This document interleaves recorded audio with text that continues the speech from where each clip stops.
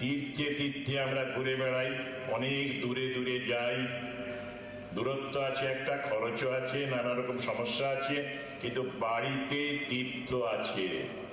মা বাবার চরণ হচ্ছে শ্রেষ্ঠ তীর্থ। শ্লোক আছে, শিবপুরাণ, শিবখণ্ডে এইসব রচনা আছে। পিতা মাতার চরণ হলো তীর্থ। একটি ছেলে তার ছোট বোনের পরের বোন জন্ম দিতে গিয়ে মা মারা যায়।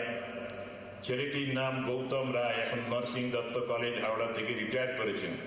বিদ্যা মন্দিরে পড়তো, ইতিহাসের ছাত্র, খুব ভালো পড়াশোনায় আর এক্সট্রা কারিকুলার, লেখাপড়া, ম্যাগাজিন তৈরি করা, সমস্ত কিছুতে ওস্তাদ, মাস্টার। একদিন প্রার্থনার পরে ঘরে ঘরে যেতাম আমি অ্যাসিস্ট্যান্ট সুপার হিসেবে, সব ছেলেরা ঘরে ফিরেছে কিনা। দেখলাম সে একটা ছোট্ট ফ্রেমে বাঁধানো একটা কিছু নিয়ে মাথায় ঠেকাচ্ছে। আমি ফিরে এলাম, ও এলো কাছে, আমার ঘরে ফিরে এলো, বলল, মহারাজ কিছু ভেবেছেন, কিছু দেখেছেন? আমি বললাম, না কিচ্ছু দেখিনি, শুধু দেখলাম একটা ফটো ফ্রেম, তুমি মাথায় ছোঁয়াচ্ছ। সে বলল, জানেন মহারাজ, এই যে নিয়ে এসেছি দেখুন, এটা আমার মায়ের ছবি। আমি মাকে বেশি দিন পাইনি, 2 বছর বা 2.5 বছর বয়স, তখন ছোট বোনটার জন্ম দিতে গিয়ে মা মারা যান। সেদিন থেকে আমি বাবার কাছে মায়ের একটা ফটো চাইলাম। মায়ের ফটো, কলেজে পড়ার সময়কার একটা ছবি বাবা দিয়েছিলেন, আমি রেখে দিয়েছি।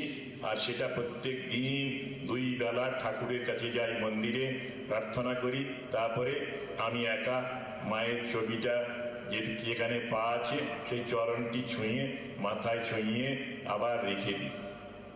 আমি কদিন আগে রিটায়ার করেনি, তখন জিজ্ঞেস করলাম, এসেছিল আমাদের কাছে একটা সেমিনার উপলক্ষে বেলুড়ে।